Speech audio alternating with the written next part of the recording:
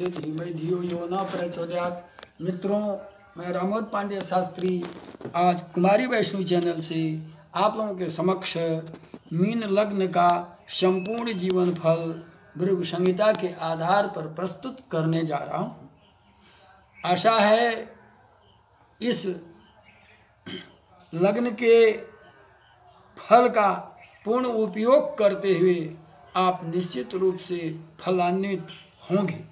Mean लग्न का स्वामी बृहस्पति है। कर्क राशि का बृहस्पति उच्च का एवं मकर राशि का गुरु निम्न का होता है। मीन लग्न वालों में बृहस्पति के गुण अत्यधिक पाए जाते हैं। बृहस्पति देवताओं एवं ग्रहों का आचार्य एवं गुरु है।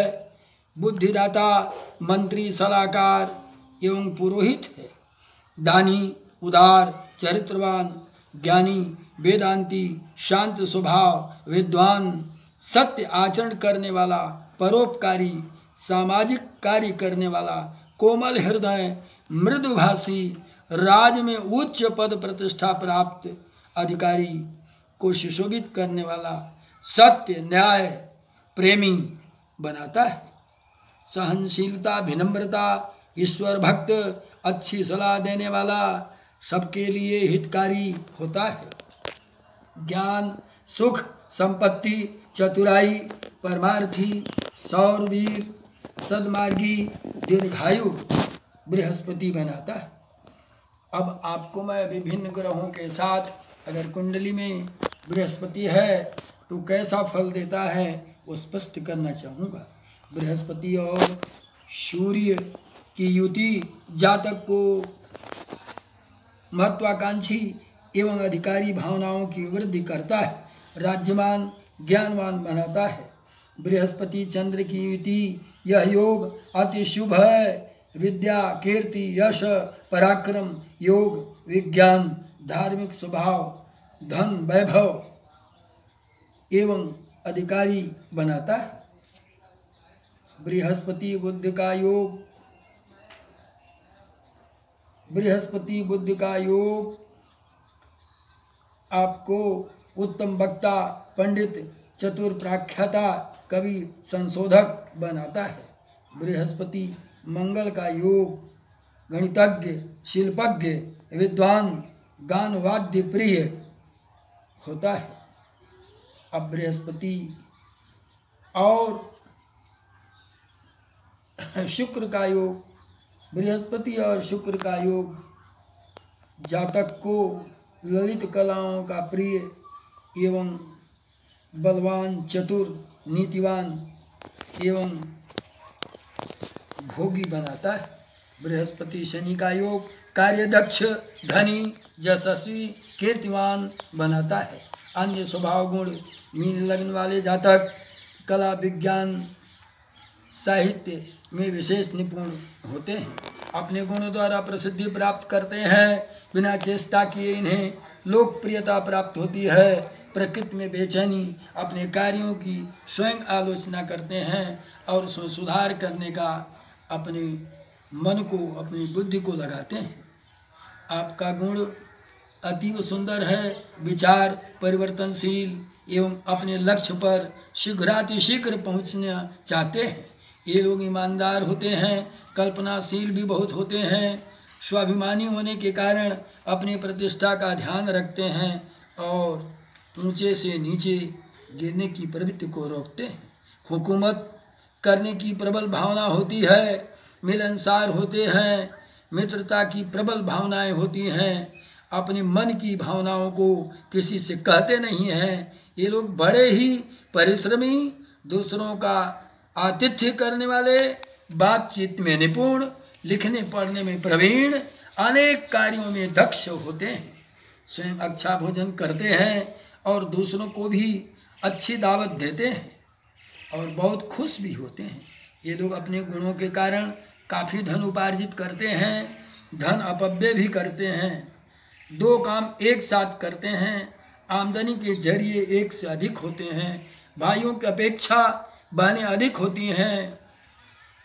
भाइयों में बानें अधिक होती हैं, उनमें से एक की मृत्यु की आशंका होती है। बचपन में पिता की आर्थिक क्षति की संभावना रहती है। यात्रा काफ़ी करनी पड़ती है, उससे लाभ भी होता है।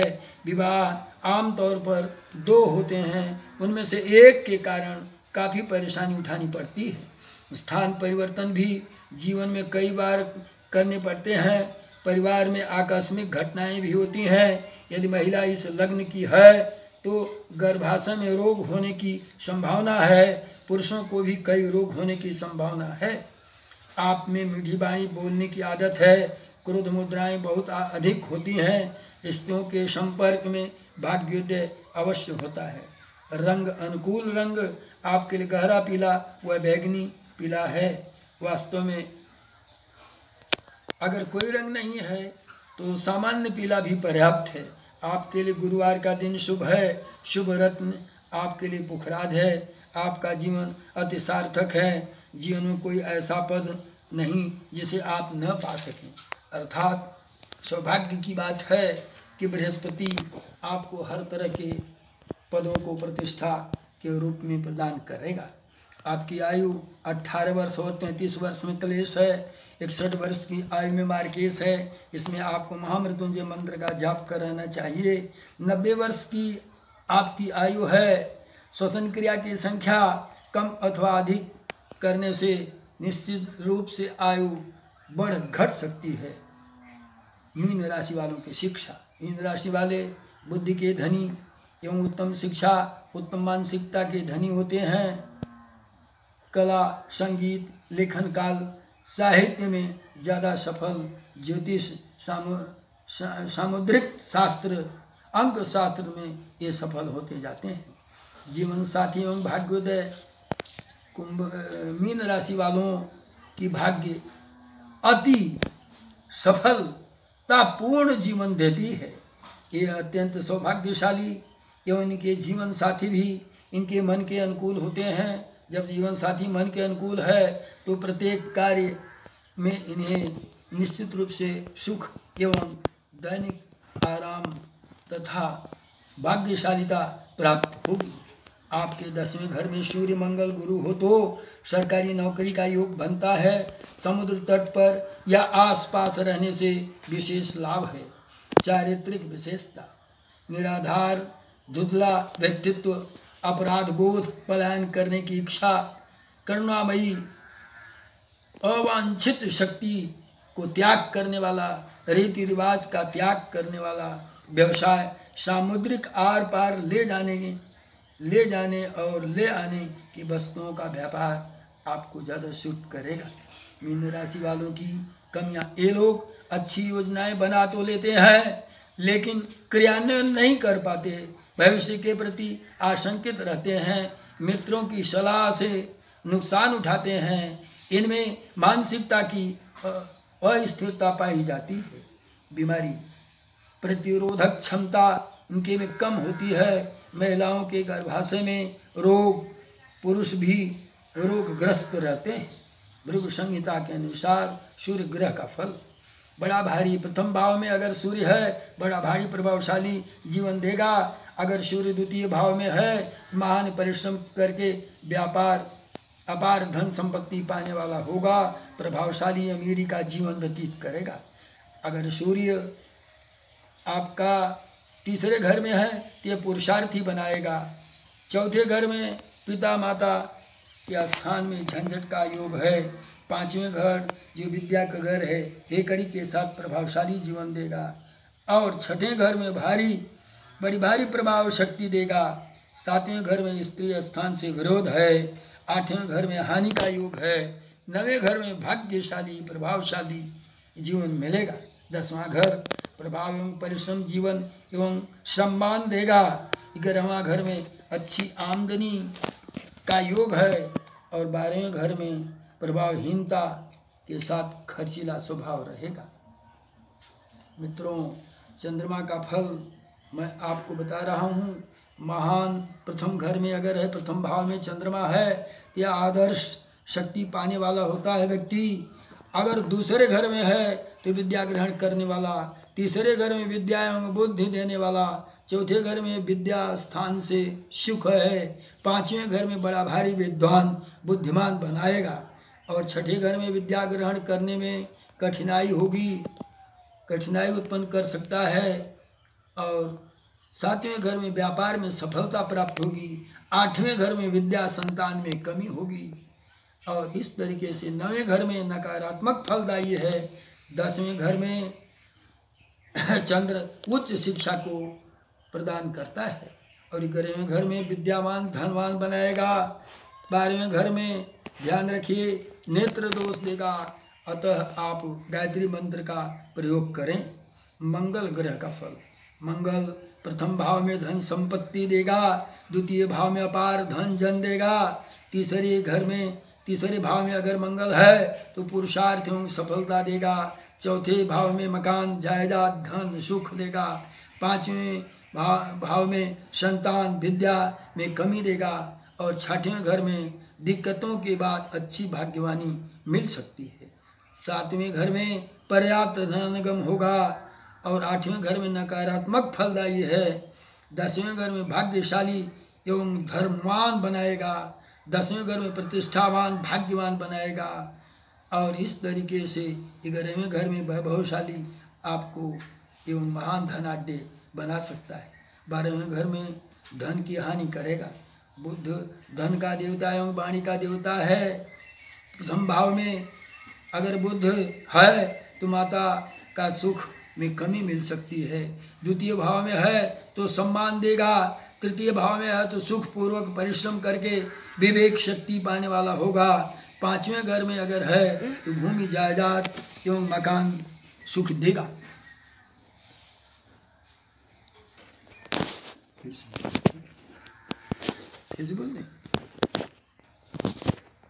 चौथे भाव में भूमि जायदाद मकान देगा, और पांचवें भाव में विवेक शक्ति देगा, छठे भाव में भातृपक्ष से वियोग देगा, और सातवें भाव में सुंदर स्त्री पाने वाला, आठवें भाव में मातृ स्थान में हानि, और नवें भाग में भाग्यवान बनाएगा। 10वें भाग में अगर 10वें भाव में है तो राशि सुख देगा, 11वें भाव में अर्थात आय के घर में है तो रोजगार के साथ सुख लाभ होगा, और 12वें भाव में मातृ हानि देगा।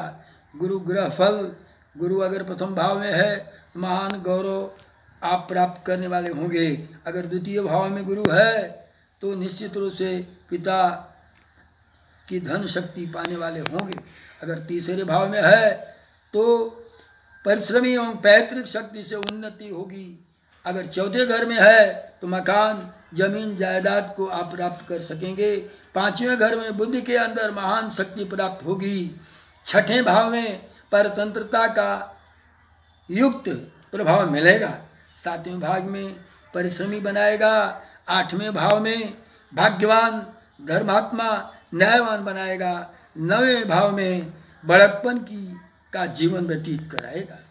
इसी तरीके से 10वें भाग में सुखी जीवन होगा, 11वें भाव में आमदनी में कमी होगी, और 12वें भाव में पिता की हानि होगी। मैं तो शुक्र ग्रह का फल बताना चाहूँगा। अगर प्रथम भाव में शुक्र है तो यह प्रभावशाली जीवन देगा, द्वितीय भाव में है तो पूरा तत्व धन की प्राप्ति होगी, अगर शुक्र तीसरे भाव में है तो भारी पुरुषार्थ देगा, और चौथे भाव में मातृ स्थान की हानि देगा, पांचवें भाव में बुद्धिमानी देगा, और छठे भाव में अशांति का जीवन देगा, सातवें भाव में स्त्री पक्ष की हानि दे सकता है, आठवें भाव में गुप्त धन देगा, नवें भाव में आपको अगर भाग्य के घर में बैठा है शुक्र तो भाग्यशाली जीवन देगा, 10वें भाव में पिता स्थान में हानि, और 11वें भाव में पुरातत्व शक्ति को प्राप्त करेंगे, 12वें भाव में पुरातत्व शक्ति की हानि होगी। शनि ग्रह फल, अगर शनि आपके प्रथम भाव में है तो शारीरिक कष्ट के साथ दुर्बलता देगा, अगर द्वितीय भाव में है धन संग्रह में कमजोरी देगा, अगर तृतीय भाव में है तो बड़ा भारी पुरुषार्थी बनाएगा। इसी तरीके से अगर शनि चौथे भाव में है तो विद्या संतान में हानि का योग है, और शनि अगर आपके पांचवें भाव में है तो विद्या एवं संतान को कष्ट दे सकता है। छठवें भाव में शत्रु पर आपको प्रभावशाली जीवन देगा और सातवें भाव में व्यापार में हानि है। आठवें भाव में जीवन में बड़े भारी मस्ती का योग है। नवें भाव में आमदनी का योग है और इस तरीके से 10वें भाव में पिता की हानि है। 11वें भाव में अपार धन संपत्ति देगा। 12वें भाव में अनावश्यक व्यर्थ का खर्च कराएगा। राहु ग्रह फल, राहु प्रथम भाव में है तो शारीरिक कष्ट देगा। द्वितीय भाव में धन की हानि करेगा। तीसरे भाव में आपको पुरुषार्थी बनाएगा। चौथे भाव में सुखी जीवन देगा। पांचवें भाव में विद्या स्थान में कमी देगा, संतान स्थान से कमी देगा। छठे भाव में शत्रु से आप परेशान होंगे। सातवें भाव में स्त्री से दिक्कत होगी। आठवें भाव में पेट के नीचे अंदर की तरफ शिकायत है। इसी तरीके से नवें भाव में कठिनाइयों का सामना करना पड़ेगा। 10वें भाव में पिता स्थान की हानि होगी। 11वें भाव में लाभकारी स्थिति आएगी। 12वें भाव में अनावश्यक व्यय होगा। इस तरीके से केतु ग्रह का फल हम आपको बताना चाहेंगे। प्रथम भाव में केतु जो है धार्मिक आघात दे सकता है। द्वितीय भाव में नकारात्मक फलदायी होगा। तृतीय भाव में पराक्रमी शक्ति देगा। चौथे भाव में माता की हानि देगा। पांचवें भाव में विद्या एवं संतान को कष्ट देगा। छठवें भाव में शत्रु का विनाश करने की शक्ति प्रदान करेगा। सातवें भाव में अगर आपका केतु है तो निश्चित रूप से स्त्री से अशांति होगी। आठवें भाव में अशांति जीवन देगा। नवें भाव में भारी चिंताएं देगा। 10वें भाव में नकारात्मक फलदायी होगा और इस तरीके से 11वें भाव में महान उद्योग से धन प्राप्ति होगी तथा 12वें भाव में व्यर्थ का खर्च एवं दिक्कतों के साथ जीवन व्यतीत करेगा। मित्रों, मीन राशि वास्तव में भृगु संहिता का आधार मीन लग्न में पूर्ण रूपेण लिया जाता है और यह आपको कम से कम जीवन, शारीरिक सुख, शिक्षा एवं भाग्य, दाम्पत्य जीवन, इसके साथ साथ व्यवसाय और आपको कौन सा समय कब आपकी भाग्य रेखा है आपको आगे बढ़ाएगी। जीवन पर्यंत आनंद, सुख और दुख का विवरण रहता है। इतना आपको मित्रों ध्यान देना चाहिए। अगर आप प्रतिदिन विष्णु सहस्त्र नाम का पाठ करते हैं अथवा सुनते हैं तो निश्चित रूप से आपकी भाग्य विष्णु सहस्त्र नाम बदल सकती है। निश्चित रूप से आप अपने जीवन को सुखमय कर सकते हैं। आज अंतिम लग्न 12वीं आपकी मीन लग्न थी, आज पूर्ण हुई। अगले कार्यक्रम के लिए आपका स्वागत है। आप निश्चित रूप से मेरे इस वीडियो से लाभकारी स्थिति प्राप्त करते हुए जीवन को सुखमय एवं परिश्रमी तथा भाग्यशाली बनाएं। एक निवेदन मेरा छोटा सा है। मेरे वीडियो को देखने के पश्चात मित्रों मेरे इस कुमारी वैष्णवी चैनल को सब्सक्राइब अवश्य करें। परमात्मा आपका कल्याण करे, आप सुखी रहें, आप जीवन पर्यंत आनंद भोगें, आपके बाल बच्चे सदा सदा प्रगति पथ पर तीव्र गति से आगे बढ़ें। जय माँ जगदम्बे, जय माँ भारत।